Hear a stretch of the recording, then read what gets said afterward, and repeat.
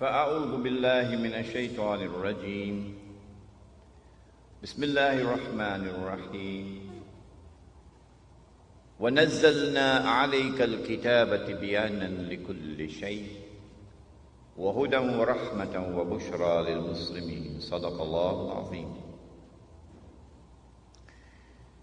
We begin with Allah's blessed name. We praise Him and we glorify Him as He ought to be praised and glorified. And we pray for peace and for blessings on all His noble messengers, and in particular on the last of them all, the blessed Prophet Muhammad sallallahu ta'ala alayhi wa sallam. Brother Chairman, the Sheikh al-Islam of Trinidad and Tobago, Maulana Siddiq Ahmad Nasir, the distinguished scholar of Islam and the Imam of the Imam Memorial Masjid, Sheikh Saeed Ahmad. Brothers and sisters, Assalamu alaikum wa rahmatullah.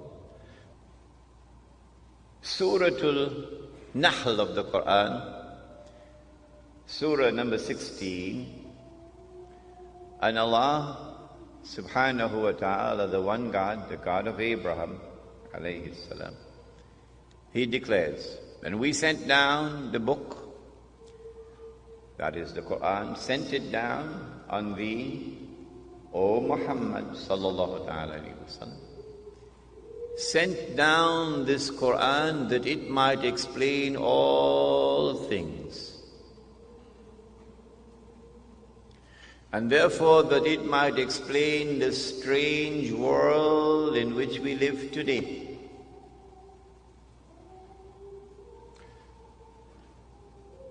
And therefore that it might explain the strange events that are constantly unfolding in the Holy Land. The Holy Land is not Mecca and Medina, not in the Quran. The Holy Land is not Banaras, not in the Quran. In the Quran, the Holy Land is that land in which the state of Israel is now located, otherwise known as Palestine, the Holy Land. Strange events are unfolding in the Holy Land. This Quran has come to explain. And this Quran has come to guide. Guidance does not come from Islamic organizations or from the University of the West Indies or from Whitehall or from the Trinidad Guardian or the Express. Guidance comes from this book. That explanation and that guidance have come as rahmah, an act of kindness from the Lord. And for those who have the good sense and the wisdom, and who make the effort to go into the book and study the book of Allah, and search for that which explains and that which guides. And then they accept and they embrace and they apply it in their lives. Bushra lahum, good news and glad tidings for them. They will understand what others cannot. They will succeed when others will not. The blessed Prophet sallallahu ta'ala alayhi wa sallam declared, every prophet warned his people about the Antichrist, about Dajjal, the false Messiah. And the prophet Noah warned his people. But I say to you something that none ever said before me. The Antichrist sees with one eye, his left eye, He's blind in the right eye. It looks like a bulging grape. But your Lord is not one-eyed.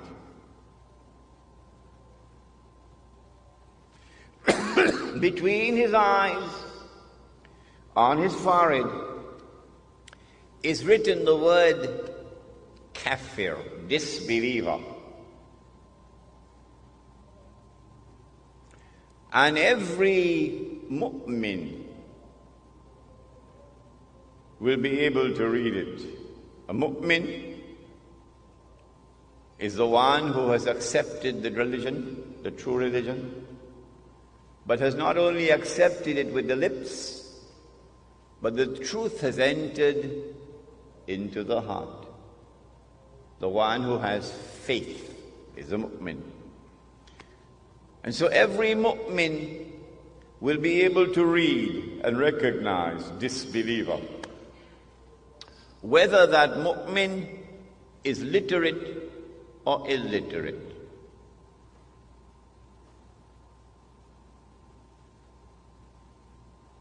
Well, then why is it that the one who is a disbeliever cannot read? How come? The one who has faith can read. The one who has no faith cannot read. So maybe we should send him to the eye specialist, have his eyes examined. Why can't you read? But the report comes back from the eye specialist, perfect vision, no glaucoma, no cataract. His eyes are perfect. Well, then why can't he read? Even though his eyes are perfect. And why is it that the one who has faith can read and recognize kafir, disbeliever? Maybe that the one who has faith is not reading with these eyes. Do we have any other eyes beside these eyes? Do we have any other ears beside these ears? Do we have any other means of acquiring knowledge other than through sense perception and rationality, through observation? The modern godless world says no. The Quran says yes. The Quran says that the heart can see.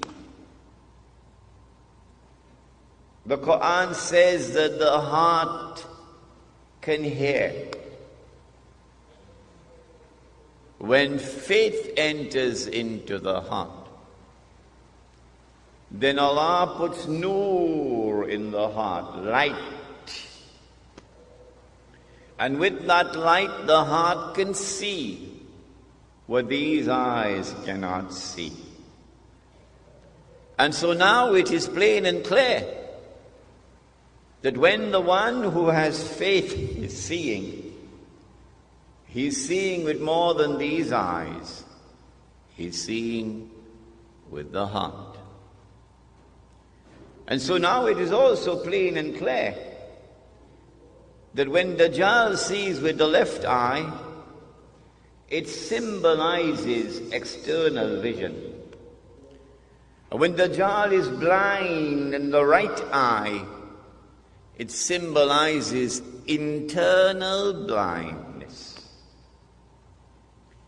With this introduction, we understand now that when we're dealing with the subject of the Antichrist, there is a lot of symbolism involved in it. Religious symbolism, which needs to be interpreted. In previous lectures, we were told about a divine promise which was communicated to the Israelite people, that Allah was going to send a prophet who would be known as Al-Masih, the Messiah, and who would rule the world with justice, confirmed by Nabi Muhammad alayhi salatu wasalam. He would be Hakimun Adil. He would rule the world with justice. From the throne of Nabi Dawood alayhi salam, the Prophet David, and with a rule which would be eternal.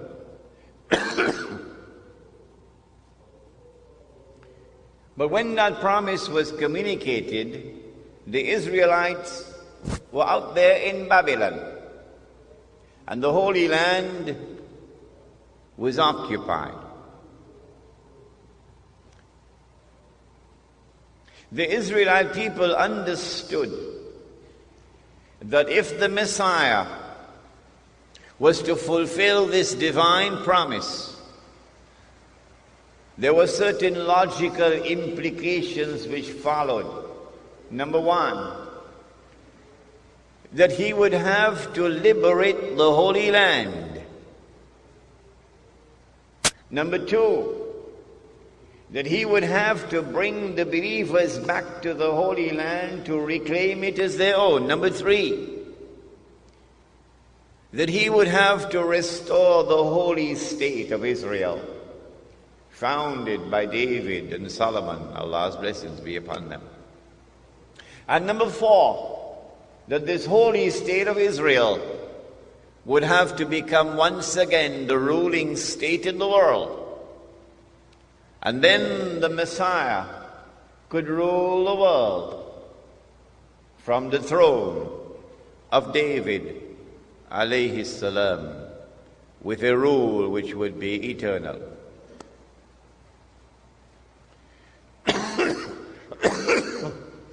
After almost 100 years in Babylon, suddenly things began to happen, and the Holy Land was liberated. The Persian Empire defeated Babylon, and the Israelite people were allowed to return to the Holy Land to reclaim it as their own and to restore the holy state of Israel. And the temple, or the masjid, built by Solomon alayhi salam, was rebuilt. And so the Israelite people are now excited. The excitement has reached fever pitch. The Messiah must be around the corner. The golden age is coming back. We're going to rule the world one more time. And sure enough, the Messiah came. But when the Messiah arrived, the son of Mary, while some of them accepted him, the establishment, the rabbis, the priests, rejected him. Why did they reject the Messiah? Answer: because Allah tested them. And because they were seeing with only one eye, they failed the test. They said, وَنَعُوذُ بِاللَّهِ مِنْ هَذَا, they said that his mother had committed that enormous sin. And they said that this baby was a bastard. If they had seen with two eyes, with the internal eye, then they would have known, oh no, appearance and reality were completely opposite to each other with this baby. That she was still a virgin, and she gave birth to the baby. But they did not see with the internal eye. And today's lecture reminds this speaker and the audience that unless we see with the internal eye, we will be deceived in so many different ways. And then when they saw him die on the cross before their very eyes, he could not have been the Messiah. Why? He's dead. He's dead. And the Holy Land is under Roman occupation. He's dead. He never ruled the world from the throne of David, alayhi salam. The golden age never came back, but he's dead. And so it is now confirmed beyond the shadow of a doubt. He could not have been the Messiah. What they did not know, and no one knew, for 600 years no one knew it, until the Quran came down, was that no, they did not kill him. No, they did not crucify him, but rather appearance and reality were completely opposite to each other. And Allah raised him. And one day he's coming back. And when he comes back, regardless of resolutions of the Security Council of the United Nations, when he comes back, he is going to rule the world. He will rule the world with justice. And he will rule the world from the holy state of Israel, built on the foundations of the religion of Abraham, alayhi salam. And that is Islam. And his rule will be eternal. But they did not know that. And so they're waiting for the Messiah to come. Prophet Muhammad, Allah's blessings be upon him, then informed that Allah had created a being, and Allah had committed to that being the mission of impersonating the Messiah, pretending that he is the Messiah. So he is the great pretender. And that he is known as Dajjal, Al-Masih al-Dajjal, Dajjal, the false Messiah, or the Antichrist. Dajjal means one who deceives. And so the Antichrist has a PhD in deception. In everything connected with the Antichrist, appearance and reality are opposite to each other. If the Antichrist is to successfully impersonate the true Messiah, it follows that he also must attempt to rule the world from Jerusalem with what would appear to be eternal rule. Only then can he declare, I am the Messiah.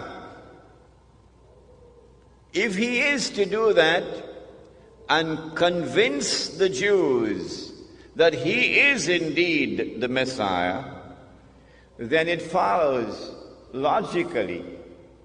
Number one, he would have to liberate the Holy Land for the Jews. Number two, he would have to bring them back to the Holy Land to reclaim it as their own. Number 3, he would have to restore a state of Israel in the Holy Land and get them to believe that this is the holy Israel of David and of Solomon, alayhim as-salam. Of course it would not be. It would be an impostor. Then they would be convinced. And finally, he would have to cause that state of Israel to become the ruling state in the world. Only then would he be able to rule the world from Jerusalem. Then he can get up and say, I am the Messiah. And they would believe that he is indeed the Messiah. And then he could rub his hands and he can say, mission accomplished. I give him a 6 for a 9. The Prophet Muhammad alayhi salatu wasalam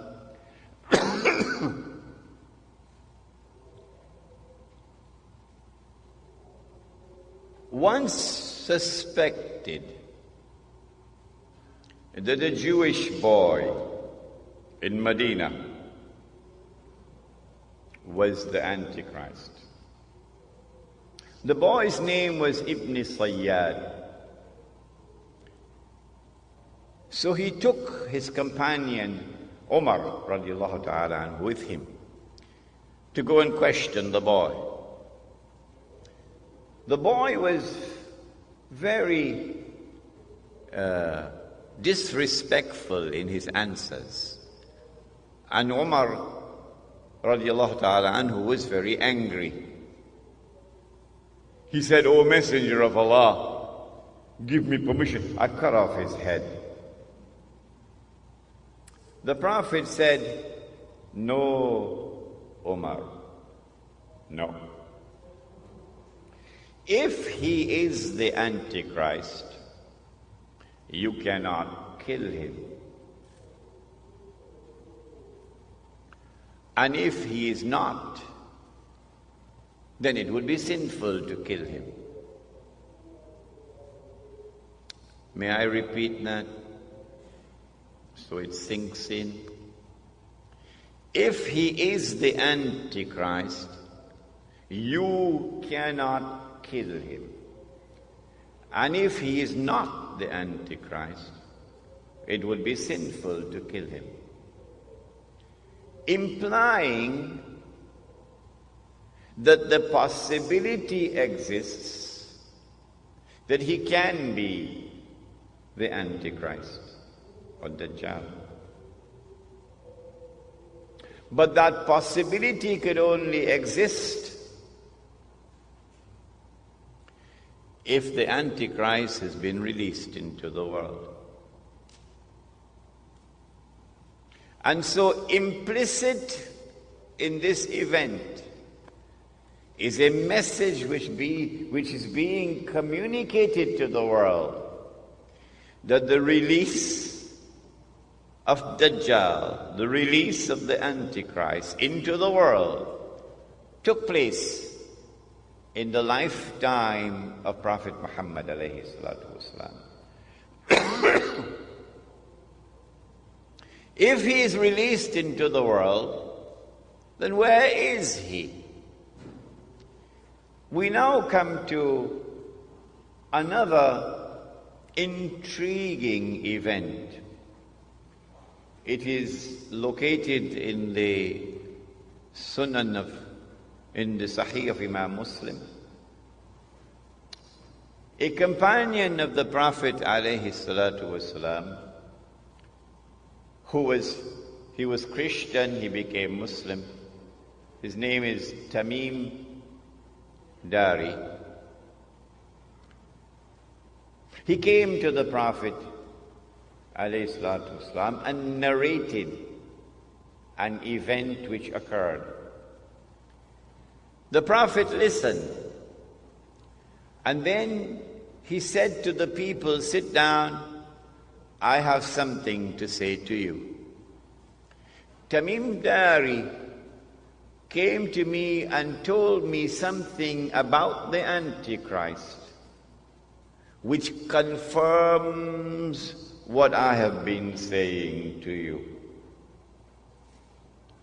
And now we get the story from the blessed lips of the Messenger of Allah. What is the story? Tamim ad-Dari and some 30 or 40 of his companions went on board a ship. And then the storms came and blew the ship for a whole month before they arrived at an island.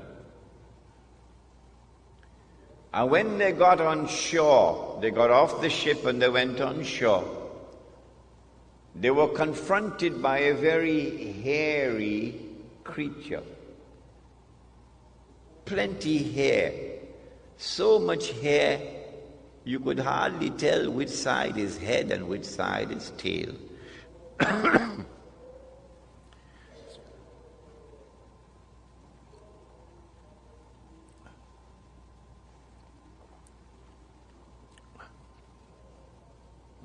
And then this creature spoke and said, I am Jassasa. Jassasa.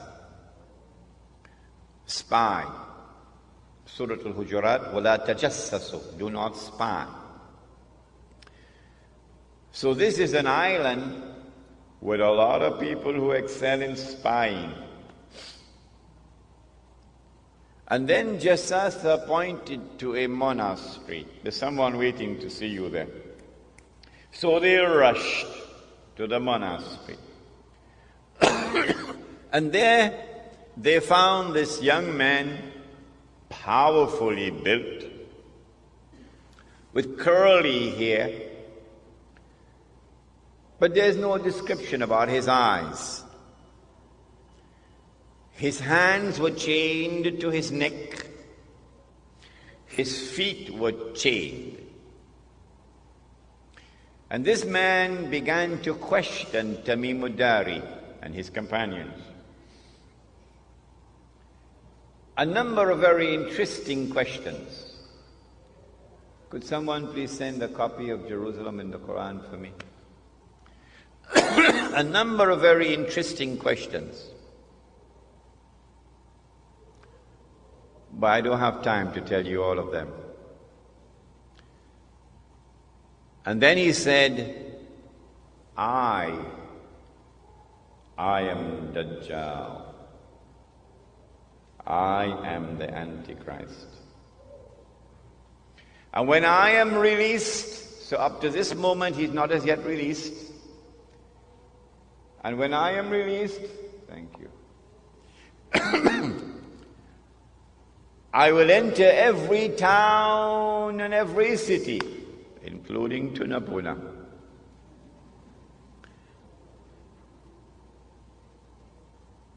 But I will not be allowed to enter into Mecca and Medina because the angels will bar me.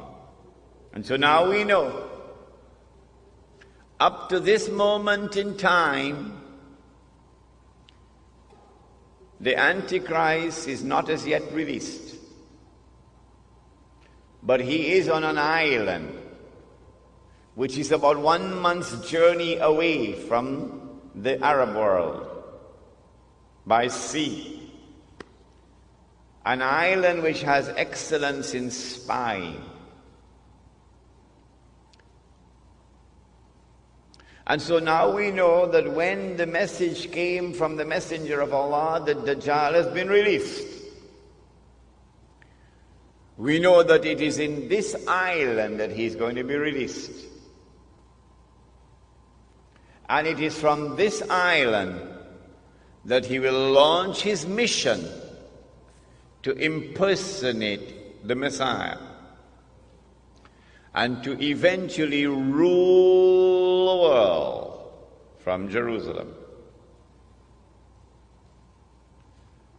Question: which island is it? Before we attempt to answer the question, Let us turn to another hadith, another statement of the Prophet ﷺ, which is of crucial importance. It is also in Sahih Muslim. He said that when the Antichrist is released, he will live on earth for 40 days. 40 days. Yawmun kasana. One day like a year. Yawmun kashahr. One day like a month. Yawmun kajum'a. One day like a week. Wasairu ayyamihi ka ayyamikum. And all his days, implying all the rest of his days, would be like your days. When his day, now listen carefully, when his day is like our day, he would be in our dimension of time. And when he is in our dimension of time, then we can see him. At that time, of course, he would be, said the Prophet ﷺ, a Jew, a young man, powerfully built, with curly hair. Where would he be at that time?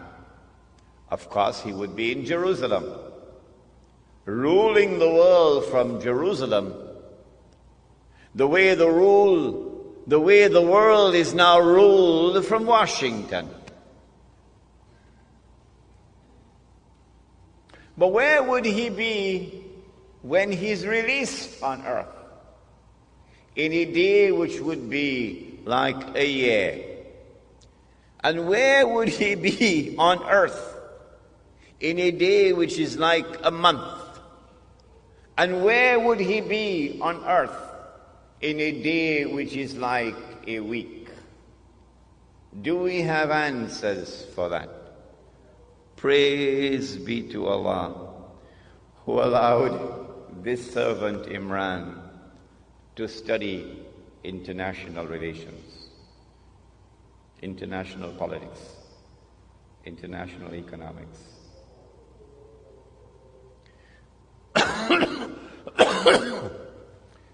The answer, of course, is that when he's released on earth, he would be on that island. And from that island, he will launch his mission to liberate the Holy Land, to bring the Jews back to the Holy Land, to reclaim it as their own, to restore a state of Israel in the Holy Land, and get the Jews to believe that this is the holy Israel of David and of Solomon, alayhim salam, and to cause that state of Israel to become the ruling state in the world. Which island is it? This is my answer. You do not have to agree with me. You are free to differ with me. But you cannot say that I am wrong until you can tell me what is the right answer. That's fair, isn't it? That's fair, isn't it? Come on, answer me. You cannot say that I am wrong until you can tell me what is right.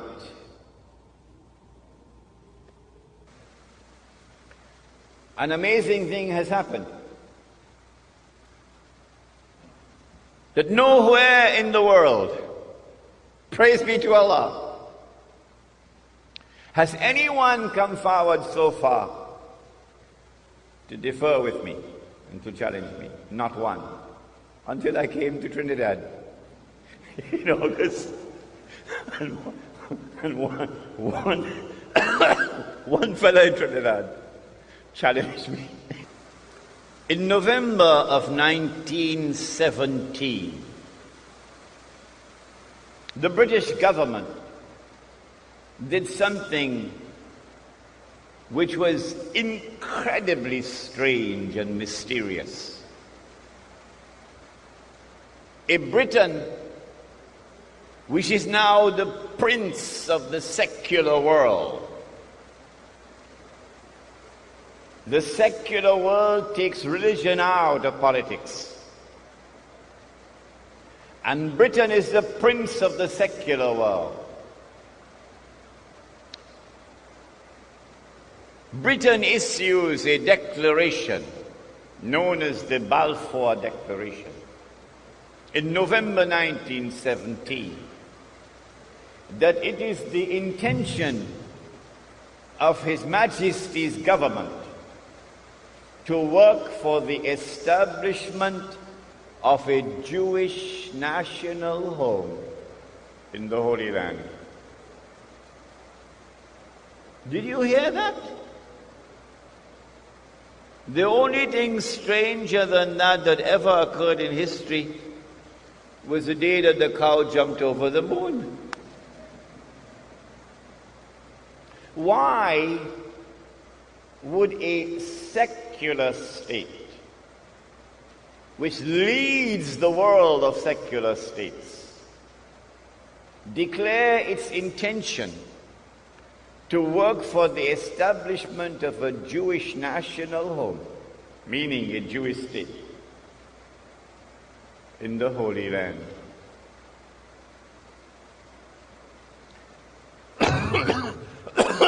Two months later, this was October 1917, in December 1917, it is a British army led by General Allenby, which defeats the Ottoman Islamic army and liberates the Holy Land. And when Allenby entered into Jerusalem, the British general declared, "Today, the Crusades are over." Oh, but the Crusades were supposed to have been Christian wars. And you are now a secular state. You're not a Christian state, you're a secular state. How come a secular Britain is continuing a crusade started by the Pope 1,000 years before? That's strange. That is incredibly strange. Between 1918 and 1948, it is the island of Britain which ruled over the Holy Land on a mandate conferred by the League of Nations. And during that period of time, with tremendous deception, while pretending to keep the Jews out, Britain opened the doors for the Jews of Europe to enter into the Holy Land and to reclaim it as their own. In between came the interlude of Adolf Hitler, which speeded up the movement of the Jews from Europe to the Holy Land. In 1948, Britain did something strangest of all. Britain is a state with a tremendous commitment to the rule of law. And so every time Britain decolonized, there was always an insistence of a legal transfer of power. And then you had the flags going up at midnight, and the national anthem and this constitution and so on, a legal transfer of power. It happened in Trinidad as well. But in 1948, when Britain left the Holy Land, she left like a thief in the dark.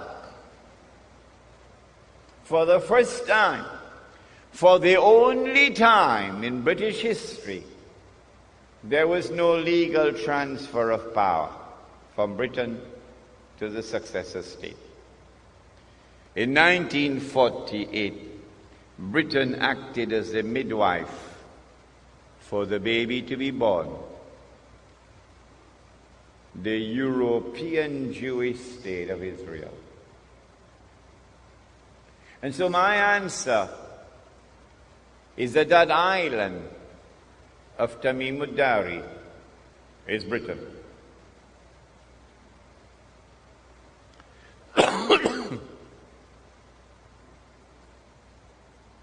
The Prophet said, sallallahu ta'ala alayhi wa sallam, about Dajjal,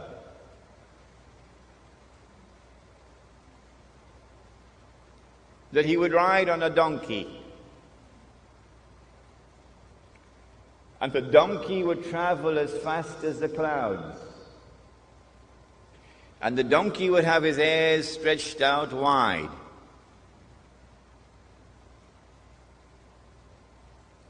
My opinion, which I hope you will share with me, is that that donkey is already here in the world. This is religious symbolism with which we began the lecture. The donkey is the modern aircraft.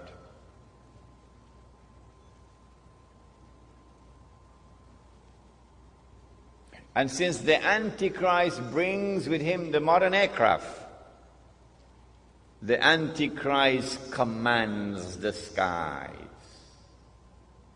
You cannot compete with him or rival him in power in the skies above. He said that the Antichrist will step into the ocean and the water would reach him up to his knee. Again, I want to suggest to you that we are dealing with religious symbolism here. It is not to be understood literally as a donkey. It is not to be understood literally as a man who is a few miles tall. Rather, it is the technology which allows you to go down to the bottom of the ocean and pick up pieces of an aircraft which crashed and reassemble the aircraft 95%. That technology is in the world today. The Antichrist would be jumping about between the heavens and the earth. Jumping about, said the Prophet, alayhi salatu wasalam. Again, I want to suggest to you that this is not to be interpreted literally, that we are dealing with religious symbolism. It refers to our modern exploration of the heavens above. The satellites that go around the earth and the shuttle aircrafts that go up and down. In fact, in all of these we see pointers towards a scientific and technological revolution which would sweep the world. And the mastermind behind that scientific and technological revolution is the Antichrist. He said that the earth would yield its treasures to Dajjal. Now, go back home and study British history. as I am doing now. And you would see that the scientific and technological revolution was led by the island of Britain at every significant step of the way.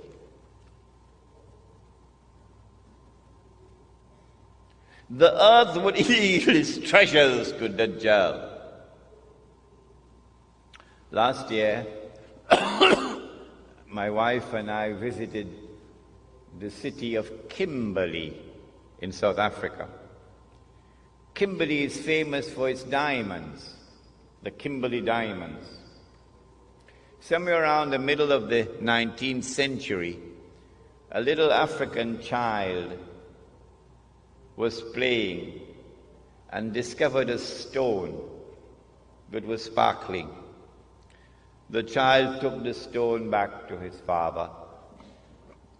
The father took the stone to the European Commissioner. The European Commissioner sent the stone to Johannesburg. And when they examined the stone, they found that it was one of the biggest diamonds that had ever been discovered. And that was the trigger that now led to the exploration for diamond and gold in southern Africa. But it was British technology at work to discover the diamond veins down deep down in the earth. Without that British technology, you could not have done it. And then they began to dig these huge man-made holes. And in Kimberley, we saw the biggest one of all. My wife and I stood at the edge of this big hole. Big hole. You could put a couple aircraft down inside there. And way down at the bottom of the hole, way down deep inside the earth, they went and they mined the diamonds. Out of that Kimberley diamond mine, they extracted, a wheelbarrow? Well, there were 5 wheelbarrows at the side of the mine there, and they were filled with plastic nuggets. And this was meant to show us how many diamonds were mined at Kimberley before the mine was closed down in 1914. All of that effort of digging this big hole in order to get 5 wheelbarrows filled of diamonds.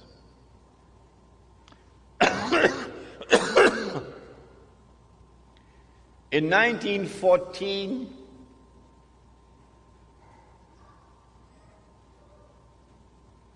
the stage was set. The Zionist movement had taken control of the diamond mines of South Africa and used a man named Cecil John Rhodes as a front man. The Rothschild Bank of Europe, a Jewish bank, financed him.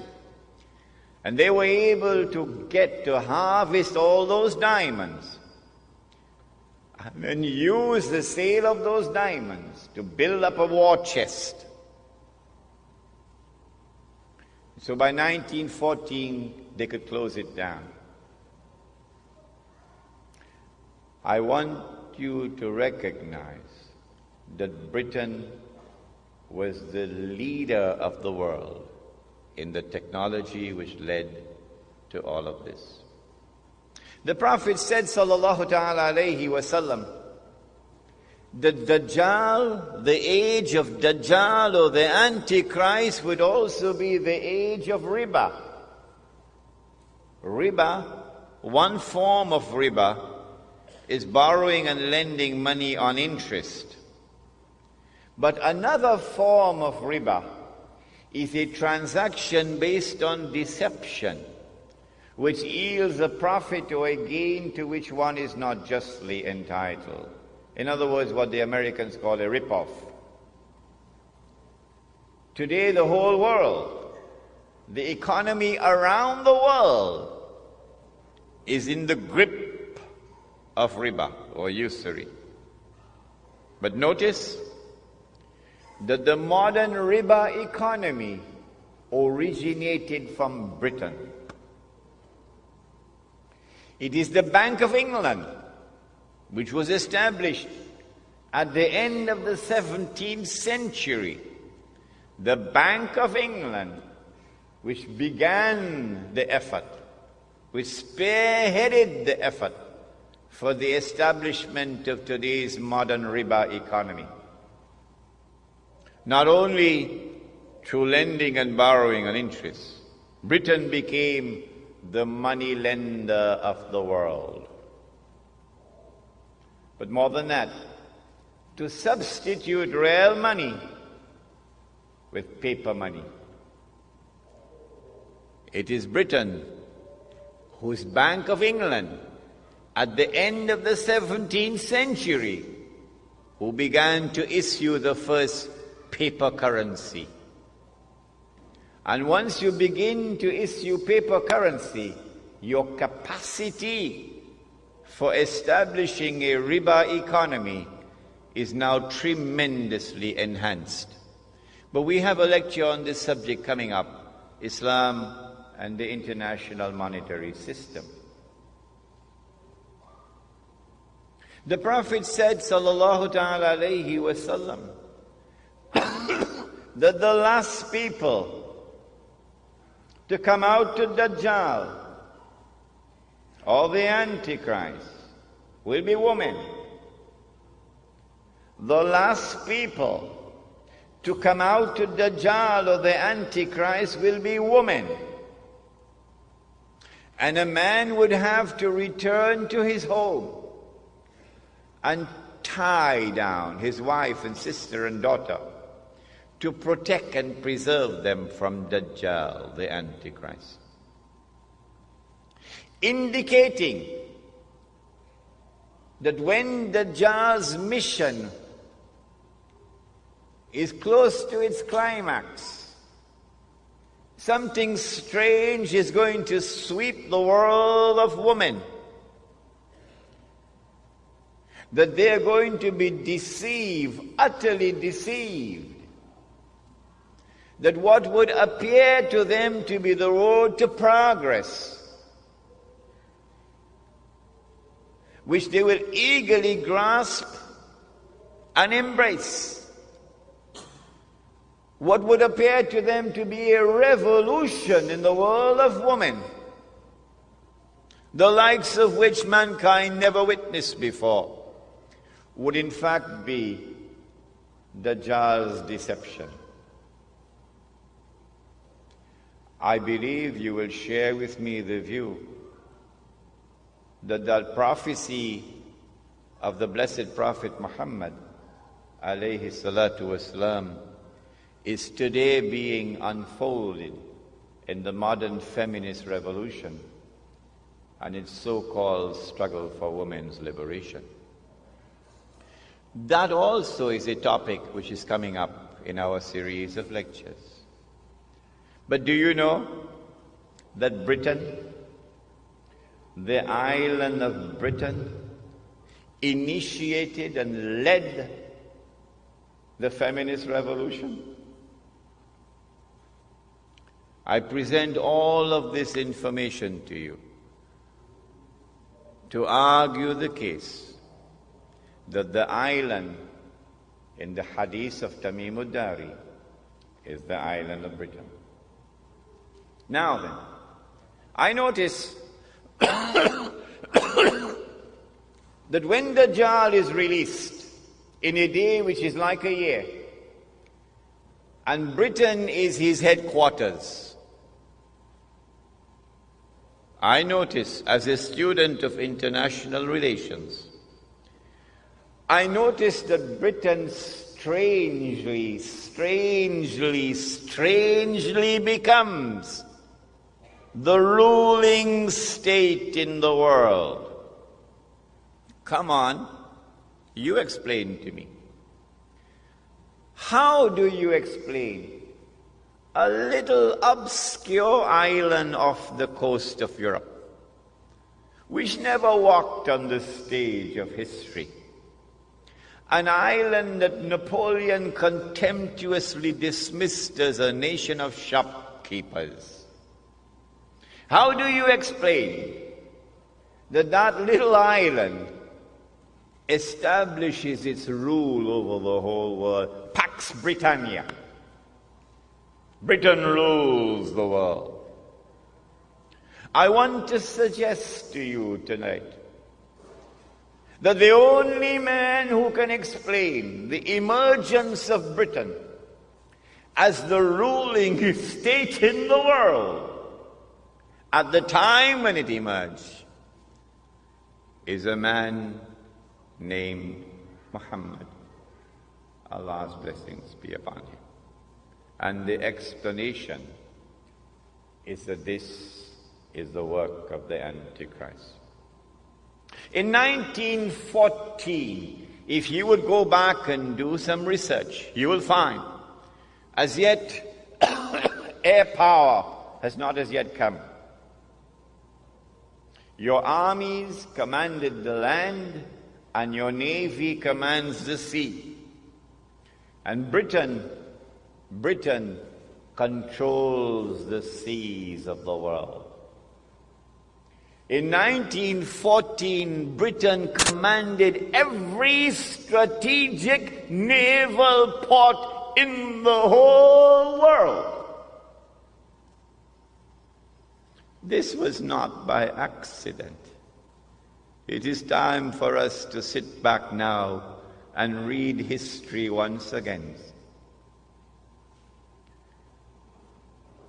It is because Britain was poised at that moment, commanding the seas around the world, and the Zionist movement had accumulated this vast chest of money through the diamond mines of South Africa, that in the summer of 1914 they were ready to strike with an act of terrorism. An act of terrorism which changed the world. I want to suggest to you that the authors of that act of terrorism in the summer of 1914, through which the Archduke Franz Ferdinand was assassinated in Sarajevo, are the same authors who planned and executed the September 11 attack on America. There are those who will not be convinced. They will say, no, CNN does not lie. The American government does not tell any lies. No, they said that it is Arabs and Muslims who attacked America on September the 11th, and we are convinced that they are speaking the truth. But guess what? One day, we stand in another court. On that day, the Quran says, يَوْمَئِذٍ تُحَدِّثُ أَخْبَارَهَا. The earth will reveal all the secrets that the media don't tell us today. And on that day, I will not be surprised when I am shown who are the authors of the September 11 attack on America. I would not be surprised on that day. But on that day, those who insist that Washington is speaking the truth, oh, what an awful event it will be for them. Say, you know that? I mean, these people are going to give me a 6 for a 9. I was so utterly and totally and completely deceived, and I swallowed their lies. And as a consequence, I blamed an innocent people. And today I have to answer for it. In the summer of 1914, there were 6 major powers in Europe: Britain, France, Russia, Germany, Austria-Hungary. That's 5. That's 5. Number 6? Number 6? Who remembers number 6? Number 6 was the Ottoman Islamic Empire. I mean, we forget about it. 6 major powers in Europe. And the Holy Land was under the control of the Ottoman Islamic Empire. The Archduke Franz Ferdinand was assassinated in Sarajevo. And the fingerprints or the footprints, which were of course manufactured, led to Russia. It was intended to lead to Russia. Like September 11 footprints or fingerprints was intended to lead to Arabs and Muslims. And so Austria-Hungary declared war on Russia as George Bush attacked Afghanistan. And then Britain and France, who had a defense treaty with Russia, now came to the assistance of Russia and joined the war. And then Germany entered the war on the side of Austria-Hungary. And then the Ottoman Islamic Empire was pushed, shoved into the war on the side of Germany.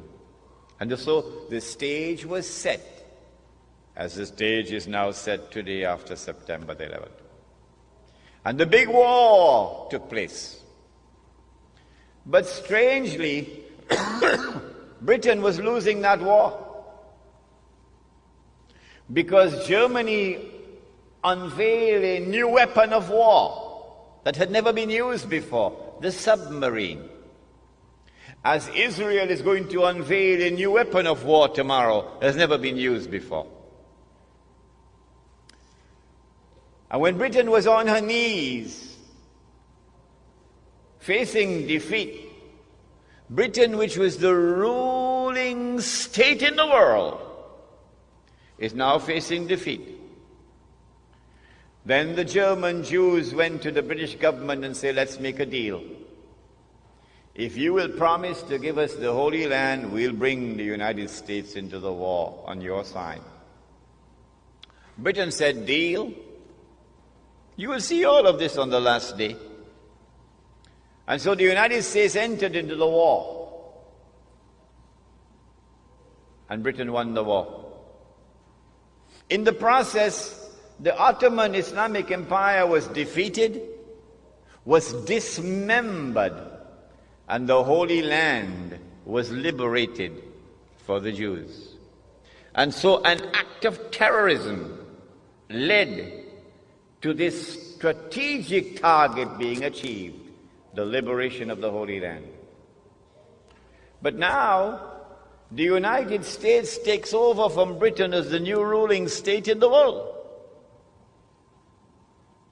In the same way that Britain had a mysterious relationship with the Holy Land and with the Jews, the United States now has that mysterious relationship with the Holy Land and with the Jews.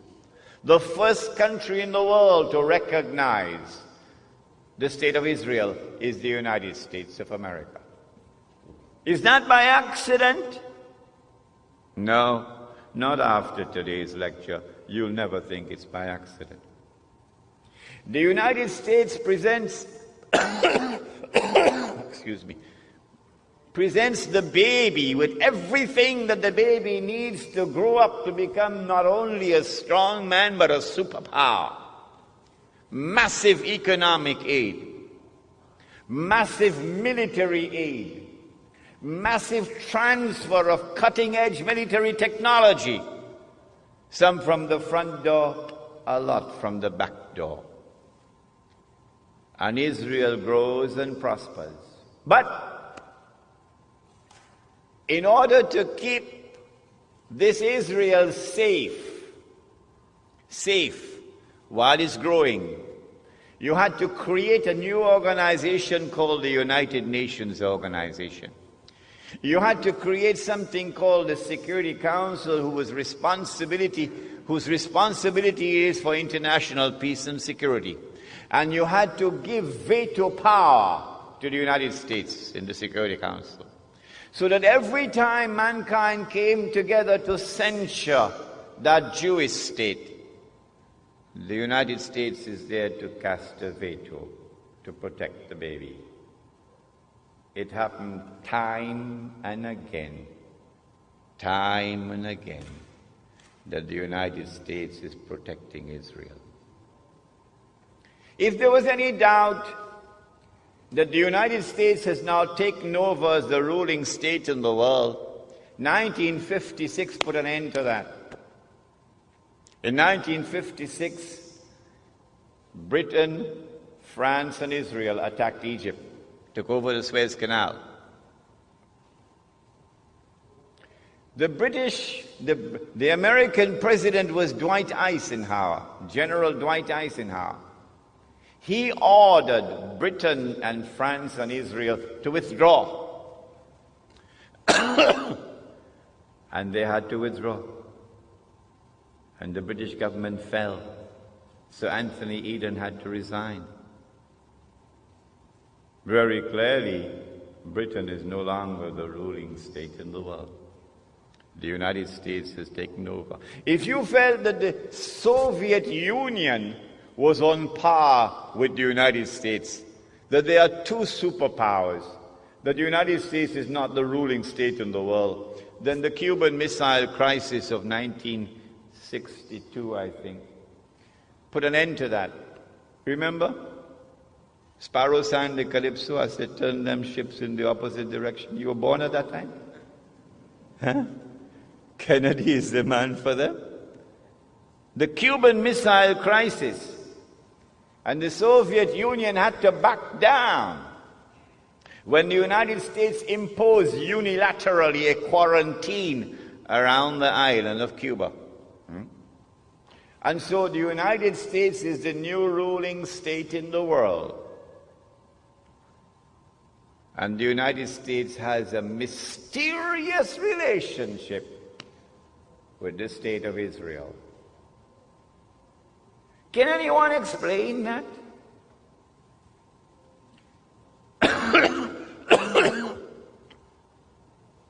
About 2 weeks before September the 11th, there was an international conference on racism and racial discrimination in South Africa, in Durban.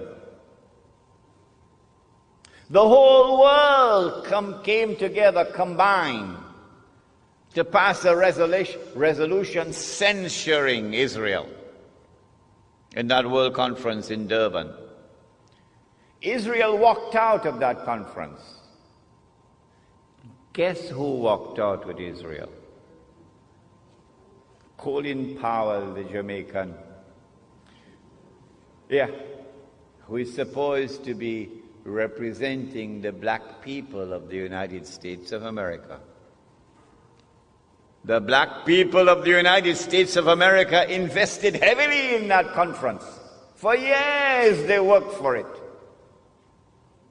And yet the United States of America walked out of the conference in solidarity with Israel. Can you explain? Do you have any means of political analysis, any tools of political analysis which can explain this mysterious relationship between the United States and the State of Israel? No, you cannot. No one can do it. None can explain except a man named Muhammad sallallahu alayhi wa sallam. What is the explanation? Dajjal has completed a day which is like a year, and he's now in a day which is like a month. Phase 2 of his mission. Brothers and sisters, I now come to the most important moment in this talk. I want to share with you my political and spiritual vibration here. And that is that I have come to the conclusion. You know, Lloyd West taught me a local expression. He said, when God wants to kill Bachaki, he give him wing to fly.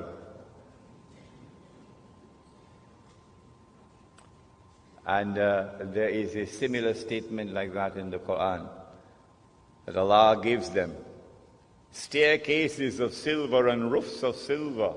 They fly high until He brings them down. The United States is flying high now because it's about to crash. Yes. We are located at that moment in time when a day which is like a month is about to end, and a day which is like a week is about to commence. When it does occur, it will confirm what I'm saying. When Britain became the ruling state in the world, Britain took control of the money of the world. And the sterling pound was the international currency. You remember those days when we used to study? £1 480, £2 960, £3 1440 when you went to school? Huh? Yeah.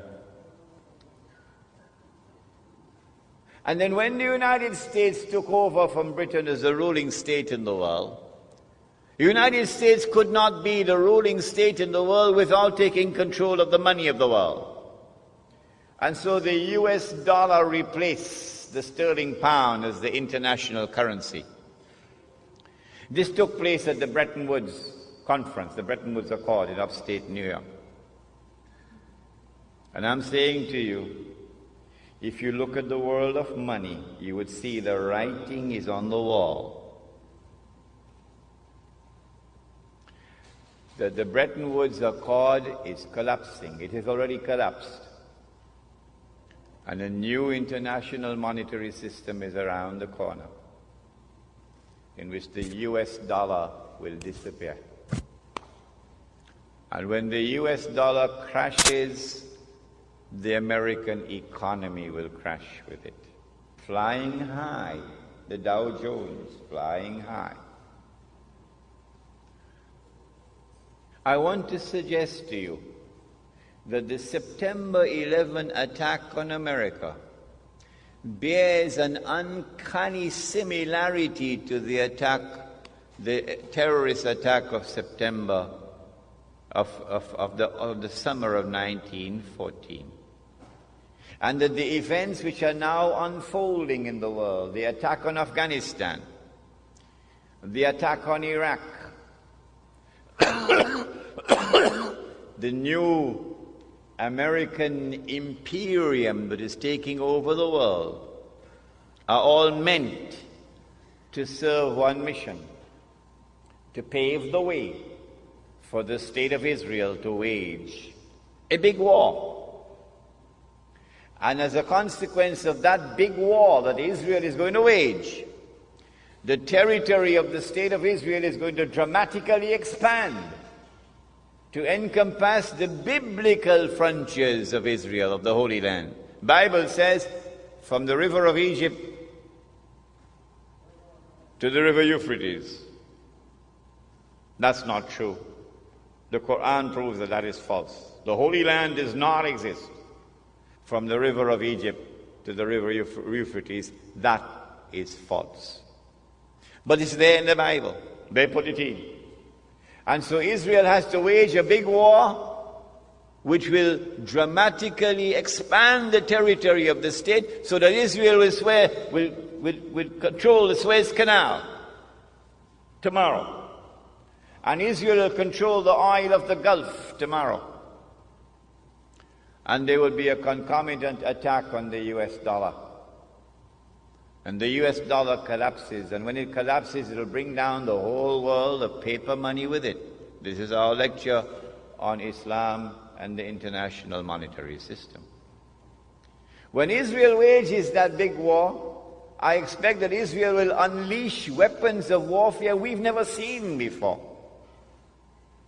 And at the end of it, Israel will take over from the United States as the new ruling state in the world. But Israel cannot wage that war while still there are any significant obstacles in the way. And now put on your thinking caps. Which is the most significant obstacle which still stands in the way of Israel waging her big war? Is it a man named Osama bin Laden and his men hiding in caves in Afghanistan? Is it that blue-eyed stooge of the Yankee, a man named Saddam Hussein? Are they significant obstacles in the path of Israel? Is it Taliban in Afghanistan? Wake up. None of these are significant obstacles in the path of Israel. Israel has one major obstacle in its way that must be removed before Israel can wage that big war. And it is Pakistan's nuclear weapons capacity.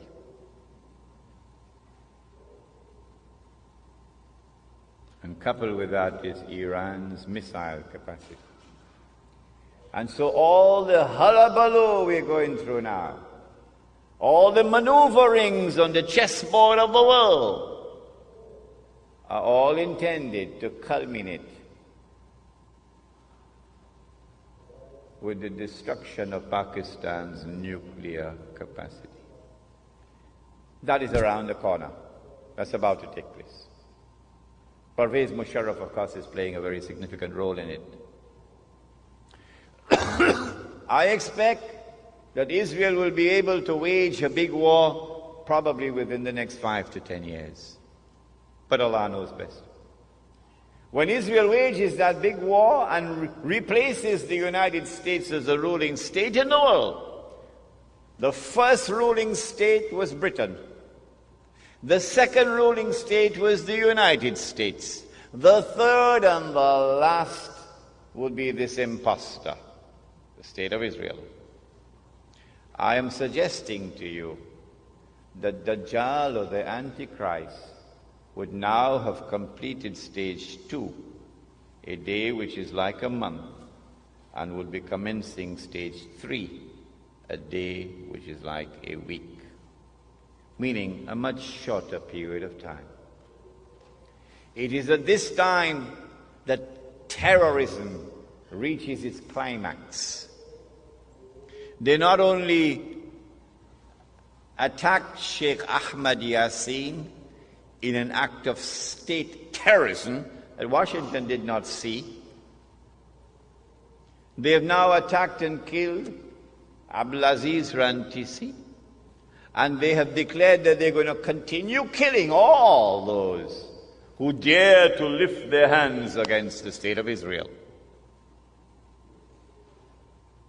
This is the biggest terrorist of all in the world, the state of Israel. But CNN will never tell you that. When Israel becomes the ruling state in the world, it is at that time that Muslims and Black Christian Africa, these two are brothers with each other.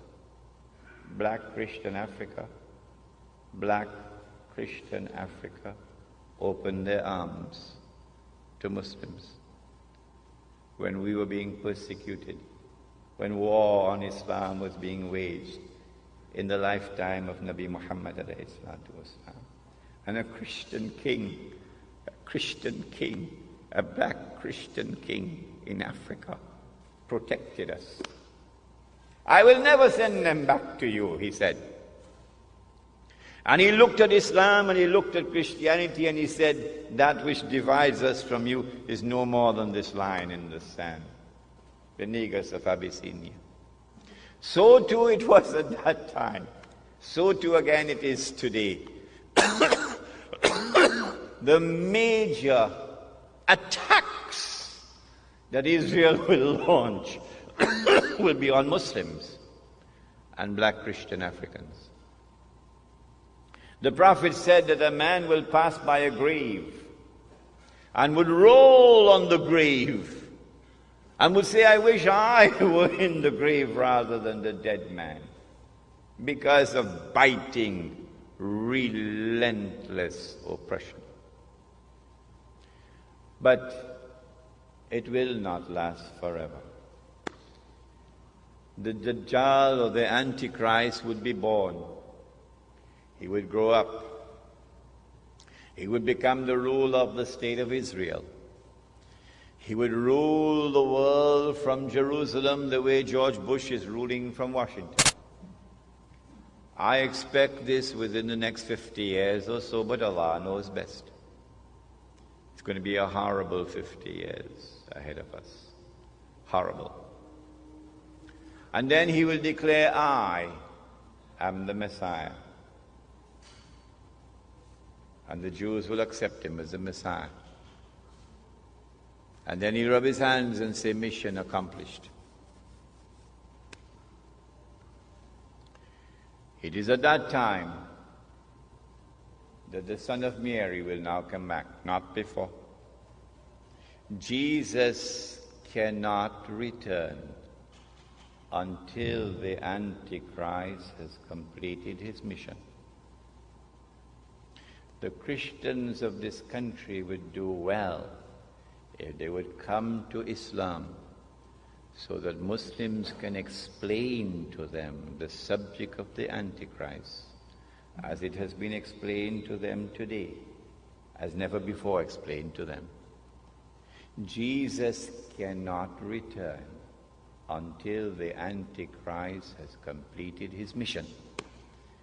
The Antichrist has completed almost 2/3 of his mission, but there's 1/3 still remaining.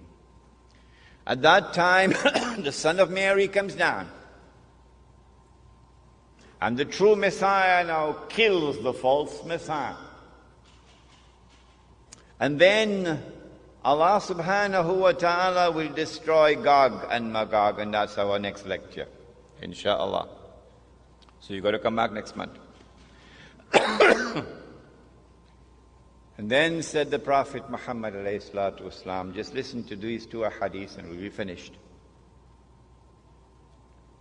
He said, when you see the black flags coming from the direction of Khurasan, Afghanistan is part of Khurasan. He said, go and join that army. These are two ahadiths combined here. Go and join that army. Even if you have to crawl over ice. These are his words. Go and join that army. Even if you have to crawl over ice. Because no one will be able to stop that army until it reaches Jerusalem. And so go back home today with joy in your hearts, even while there are tears in your eyes for the immense suffering through which we are going. Go back home with joy in your heart that there is a tomorrow which is coming, in which a Muslim army will liberate the Holy Land. The Prophet said, لَتُقَاتِلُنَّ الْيَهُودِ, you will most certainly fight the Jews. That's clear. Look at what they're doing today. وَلَتَقْتُلُنَّهُمْ, and you will kill them. You will be victorious. These are his words. حَتَّى يَقُولُ الْحَجَرُ, at that time even the stones will speak. Ya Muslim, هَذَا يَهُودِيٌّ وَرَائِي, there's a Jew hiding behind me. فَتَعَالَ فَقْتُلْ, so come and kill him. Not all. Those who are fighting us in the Holy Land, those who are waging war, those who are engaged in a mountain of wickedness and oppression and godlessness unprecedented in history, go and kill them. So the Holy Land would be liberated. And then the Islamic state, the holy state of Israel, of David and Solomon, will now be restored in the Holy Land. And that holy Israel will become the ruling state in the world. And the Son of Mary will now rule the world from Jerusalem with a rule which will be eternal. And the religion of Abraham, the true religion of Abraham, would rule the world from the Holy Land. What Prophet Muhammad brought, Allah's blessings be upon him, is the religion of Abraham. And so we ask of you today, go back home and read the Quran once again, and see in the Quran the true religion of Abraham, and accept it. ربنا تقبل منا إنك أنت السميع العليم وتب علينا يا مولانا إنك أنت التواب الرحيم برحمتك يا أرحم الراحمين آمين.